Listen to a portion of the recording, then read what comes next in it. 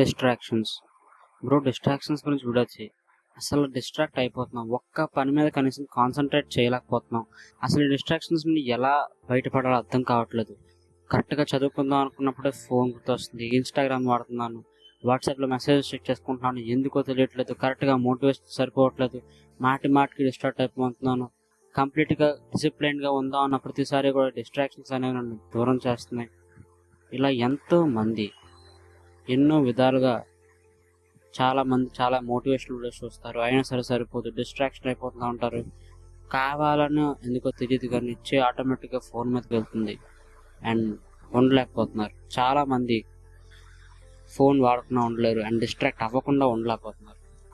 Mostly at present generation ఈ problem face చేస్తున్నారు. See my friend, నేను చెప్పేది ఒకటే, డిస్ట్రాక్ట్ అవ్వలేం అనేది కాదు, డిస్ట్రాక్షన్స్ నుంచి బయటపడడం నేర్చుకుంటాం. మనం డిస్ట్రాక్ట్ అవుతున్నాం అంటే అది డిస్ట్రాక్షన్ కాదు నిజానికి. ఎందుకంటే అది డిస్ట్రాక్షన్ అనేది మనం క్రియేట్ చేసుకున్న ఒక హోల్ పాసిబుల్ థింగ్ని ఇంపాసిబుల్ చేసే ఒకే ఒక డ్రీమ్ లాంటి డిస్ట్రాక్షన్స్ అంటే మనం పెద్దగా ఫీల్ అయిపోవాల్సిన అవసరం లేదు. ఒక పక్క ఫోన్ మోగుతూ ఉంటుంది, ఇంక పక్క మనం చదువుతూ ఉంటాం. సర్లే మనం ఏం చదువుతాంలే అని ఆటోమేటిక్గా చెయ్యి ఫోన్ మీద వెళ్తుంది, అది డిస్ట్రాక్షన్. కానీ జస్ట్ దానికి ఒకే ఒక రెమెడీ ఏంటంటే తెలుసా, 2 నిమిషాలు కామ్గా డిస్ట్రాక్ట్ అవ్వను అని ఫిక్స్ అయ్యి మళ్ళీ ఆ బుక్ వైపు చూడలేవు. ఫస్ట్లో ఎవడో చూడలేడు, నువ్వే కదా, ప్రపంచంలో ఎవ్వరూ దాన్ని కంప్లీట్గా డిస్ట్రాయ్ చేయలేరు. ఆ డిస్ట్రాక్షన్స్ అనేవి అంత డేంజరస్గా ఉంటాయి. కానీ ఒక్కసారి ఆ మైండ్తో ఆ గేమ్ ఆడే టెక్నిక్ వాడి చూడు, ఆటోమేటిక్గా నీ మైండ్ నీ కంట్రోల్లోకి వస్తుంది. నువ్వు దాని కంట్రోల్లోకి వెళ్ళలేవు. అలా కంట్రోల్ చేసుకోవాలి. ఎందుకంటే ఒక పక్క బుక్ చూడాలి, ఒక పక్క ఫోన్ చూడాలంటే మన మైండ్ ఎప్పుడు కూడా హార్మోన్స్ అనేవి రిలీజ్ చేస్తూ ఉంటుంది. మన మైండ్ ఎప్పుడు కూడా డోపమైన్ హార్మోన్ కోరుకుంటుంది. ఎందుకంటే ఒక పక్క చదువుతున్నప్పుడు స్ట్రెస్ పెరుగుతుంది.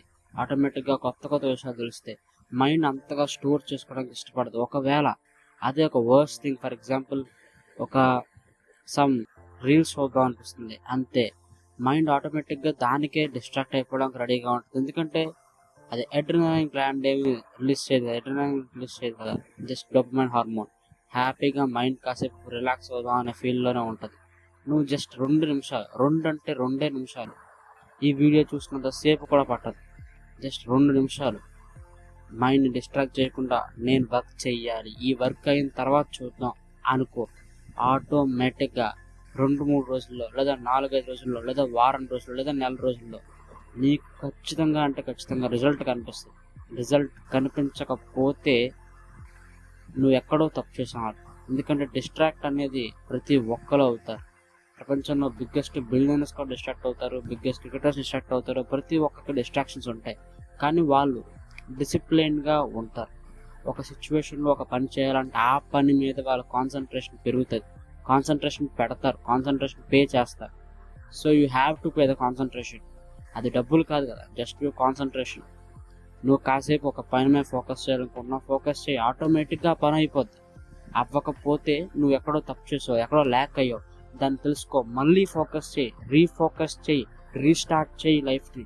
మళ్ళీ తిరిగి సేమ్ పొజిషన్, మళ్ళీ కూర్చో, మళ్ళీ చదువు, వస్తుంది. ఈసారి ఖచ్చితంగా రిజల్ట్ అనేది వస్తుంది. అండ్